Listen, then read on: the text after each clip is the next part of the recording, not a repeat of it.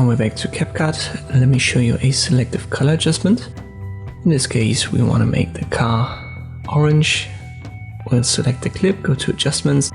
You can adjust it under basic, but this is going to adjust everything.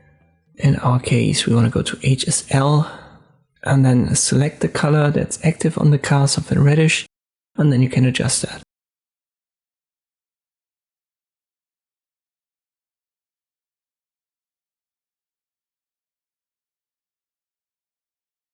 There are a couple of limitations to this method. You can, for example, see that the head of the guy is somewhat reddish, so it gets adjusted as well. And depending on the color that you pick, you're going to adjust the background. To deal with that, we're going to mask it out, like so. And then bring the original back.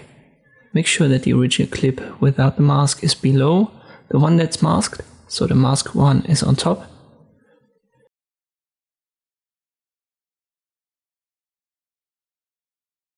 You can see that here.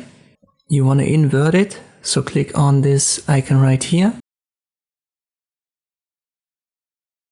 This brings back the original in the circle area and then put it on top of the cap right here. So if I make this invisible, the top one, you can see we have a cutout now and this blends through. So the original color is kept in this area and the car now has an orange instead of a reddish color. I hope this video was helpful, thank you for watching and I'll see you next time.